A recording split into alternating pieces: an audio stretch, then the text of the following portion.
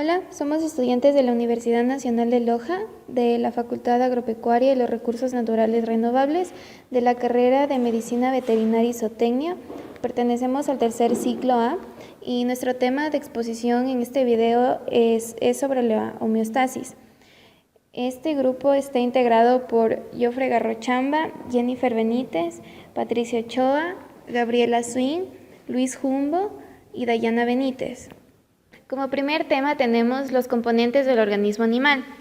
El cuerpo animal comienza con un huevo fertilizado y ese huevo sufre divisiones y luego las células específicas comienzan a adquirir funciones especializadas. Estas células que tienen la misma función trabajan juntas para formar lo que llamamos tejidos. Tenemos 4 tipos de tejidos en el cuerpo: el músculo, el tejido nervioso, tejido conectivo y el epitelio.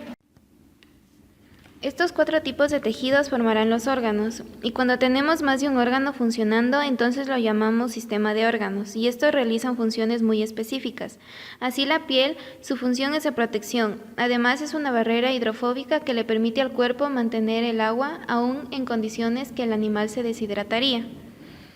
El sistema respiratorio, que permite la entrada del oxígeno y la expulsión del CO2. También tenemos el gastrointestinal, que permite que los alimentos o nutrientes entren al cuerpo y a continuación que los residuos sólidos se eliminen del cuerpo. El sistema cardiovascular. Este toma los nutrientes que entran desde el tracto gastrointestinal y lleva a todas las células. También toma los gases que entran desde los pulmones en el sistema respiratorio y los lleva a los tejidos y órganos del cuerpo. Y lo hace por medio de una serie de vasos, y una vez que llegamos a los tejidos tenemos que pasar los gases, los nutrientes y los solutos al otro lado fuera de los vasos. Esto ocurre por la difusión. El sistema renal cumple varias funciones.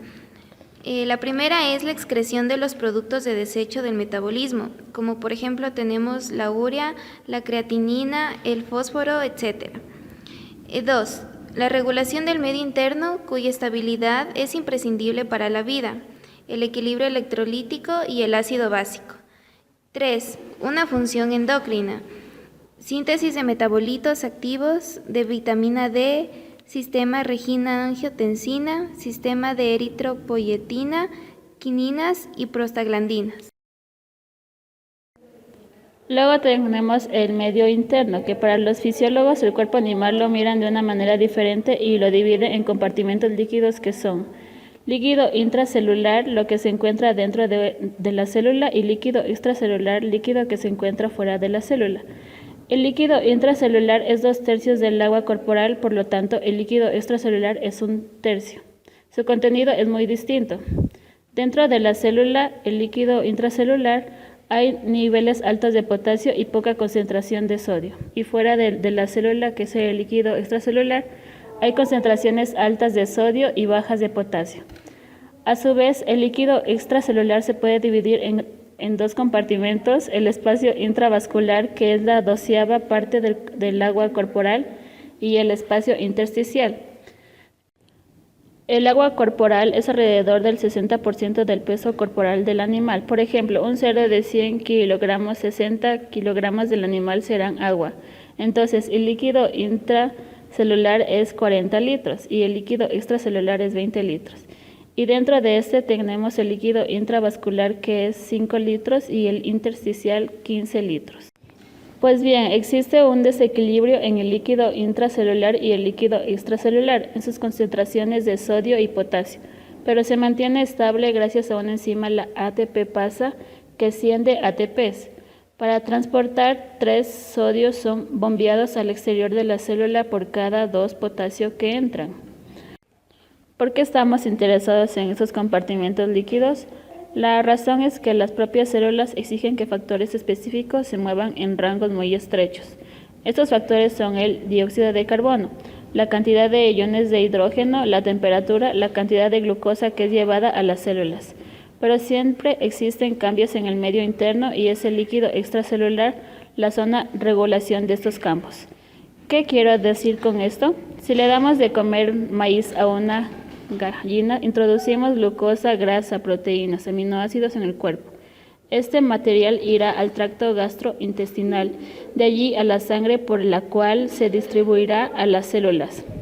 pero los órganos del cuerpo intentan mantener el líquido extracelular, esa zona reguladora que es a donde lleva todo ese material, dentro de un rango normal o dentro de un rango bien establecido. Ese mantenimiento del líquido extracelular de los niveles relativos de constantes de sus constituyentes es el tema central de la fisiología y de eso trata la homeostasis. Entonces definamos homeostasis. Es el proceso por el cual el cuerpo de un animal intenta estabilizar los cambios internos con los externos para mantener una condición estable y constante. Luego en el siguiente tema tenemos la regulación y el conformismo, que constituyen los extremos de las formas que un animal puede utilizar para afrontar las fluctuaciones del medio ambiente frente al medio interno. Un animal es regulador cuando utiliza mecanismos para controlar los cambios internos frente a variaciones externas. Un animal es conformista con respecto a las variaciones externas y permite que el medio interno varíe en relación a los cambios que se producen en el exterior y no dispone de mecanismos de ajuste.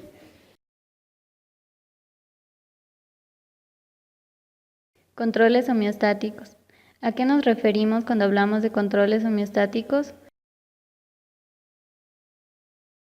Para alcanzar la homeostasis, los animales poseen sistemas reguladores que operan constantemente, controlando las condiciones internas. Si se produce un cambio en variables del medio interno, un sistema de homeostasis concreto actúa rápidamente para modificarlo. Primeramente tenemos los controles homeostáticos que actúan a nivel local, que son control autócrino. Es cuando la célula secreta una sustancia que actúa sobre ella misma y regula su propia actividad. Control parácrino. Es cuando una célula secreta una sustancia química que actúa en la célula 2, generando una respuesta en esta. Unión gap. Es cuando dos células están unidas, están conectadas físicamente, hay un puente entre ellas que se denomina unión gap, que permite a los iones fluir de una célula a otra. Estas son las respuestas locales de los animales, pero también hay controles a distancia, que son los arcos reflejos. Los sistemas endocrino y nervioso son dos sistemas de comunicación esencial para producir este tipo de control homeostático. En el control endocrino, una célula endocrina secreta una sustancia química en el torrente sanguíneo. La sangre la transporta hasta las células que tienen receptores para reconocer las sustancias y son las que llamamos células diana. Esta sustancia regula la actividad de la célula diana. En el caso del control neuronal, una célula que topa contra la segunda célula en un área llamada sinapsis. La neurona secreta una sustancia denominada neurotransmisor. Esta sustancia actúa sobre la célula efectora.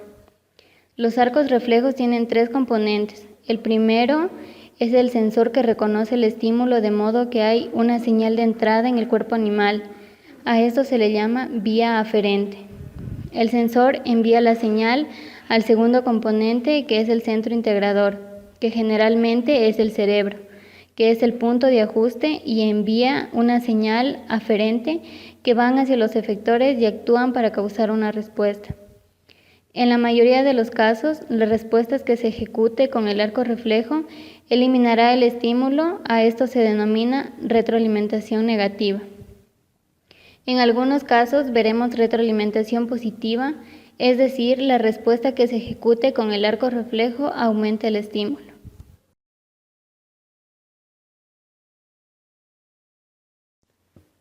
La termorregulación. Todos los animales intercambian calor con el entorno. Es por ello que utilizan diferentes estrategias que regulan la temperatura de sus tejidos. Y bien, ¿cómo lo hacen? Es la termorregulación la que contribuye a la homeostasis y es el proceso por el cual muchos animales mantienen una temperatura interna constante dentro de unos márgenes tolerables. Mecanismos del intercambio calórico. Existen 4 mecanismos por los cuales los animales intercambian calor con el entorno. El primero es conducción, el segundo es convección. La convección es la que permite la transferencia de calor por el movimiento del aire o líquido por una superficie. Intercambian calor por radiación y evaporación. Estrategias del uso calórico. Dependiendo del rango de tolerancia y regulación de los animales a las diferentes características del medio que los rodea, podemos englobarlos en diferentes grupos en las que tenemos. Los poiquilotermos no regulan su temperatura corporal. Esta es variable. Homeotermos regulan su temperatura corporal, la mantienen constante. Ectodermos obtienen gran parte del calor corporal del medio externo. Endodermos obtienen el calor del medio interno. Estrategias de termorregulación. Existen 5 mecanismos que ayudan a estos animales a termorregular. Primero, el aislamiento térmico, que constituye una de las principales adaptaciones termorreguladoras de los mamíferos y las aves. El aislamiento térmico reduce el flujo de calor entre el animal y su ambiente, disminuyendo el coste energético para mantenerlo caliente. Esta estrategia de termorregulación se basa en la presencia de estructuras de aislamiento, como el pelo, plumas o capas de grasa. Segundo, las adaptaciones circulatorias. Muchos endotermos y algunos ectotermos son capaces de alterar la cantidad de sangre y por lo tanto de calor que fluye por el cuerpo. Por lo general, se produce un aumento de flujo sanguíneo en la piel, gracias a la vasodilatación que provoca el aumento en el diámetro de los vasos sanguíneos. La vasodilatación calienta la piel y permite que el calor difunda a un ambiente frío. Por el contrario, la vasoconstricción reduce el flujo de la sangre y la difusión del calor al disminuir el diámetro de los vasos superficiales. Tercero, enfriamiento por evaporación. La evaporación constituye el único modo de evitar que la temperatura se eleve con rapidez. Algunos animales disponen de adaptaciones para aumentar el efecto de enfriamiento. Una de ellas es el jadeo. Cuarto, estrategias conductuales. Tanto los endotermos como los ectotermos utilizan respuestas conductuales para controlar la temperatura corporal. Las respuestas más extremas incluyen la migración a climas convenientes o la hibernación. 5. Control de la producción del calor metabólico. En general, los endotermos mantienen su temperatura corporal bastante más elevada que la del ambiente, por lo que deben contrarrestar la pérdida de calor de manera permanente. Para ello, disponen de mecanismos para controlar y regular la producción de calor, como lo son moverse intensamente o tiritar. Las mitocondrias incrementan su actividad metabólica y producen calor en lugar de ATP. Es lo que se denomina termogénesis, sin escalofríos, y se produce a lo largo de todo el cuerpo. La presencia de grasa parda especializada en la producción de calor en zonas concretas de algunos mamíferos como el cuello y entre los hombros. En el siguiente cuadro observaremos la temperatura rectal en grados centígrados de mamíferos domésticos, en las siguientes especies, como lo son el gato, el vacuno de carne, el vacuno de leche, el perro, el asno, la cabra, el caballo, el cerdo y la oveja. Osmorregulación. La osmorregulación es el proceso por el cual los organismos vivos controlan la concentración de agua y de sales que hay en su interior. La osmorregulación depende en gran medida del movimiento controlado de solutos en el medio interno que rodea las células y el medio ambiente externo que rodea al organismo. Ósmosis. Las células animales no tienen pared celular, por lo que, si hay una entrada continua de agua, en ausencia de mecanismos que lo reviertan, las células se hinchan y estallan. Por el contrario, si hay una pérdida sustancial de agua, tienden a encogerse y a deshidratarse. Ante estos desafíos osmóticos existen 2 estrategias en la naturaleza para equilibrar la cantidad de agua y solutos: el osmoconformismo y la osmorregulación. El osmoconformismo es exclusivo de animales marinos que son isosmóticos con respecto al medio. Por el contrario, un osmorregulador es un animal que debe controlar su osmolaridad interna porque su medio interno no es isosmótico respecto al medio externo. Para combatir este problema, debe descargar el exceso de agua, si el medio en el que vive es hiperosmótico con mayor concentración de sales, o absorber agua si vive en un medio hiposmótico, es decir, con menor concentración de sales.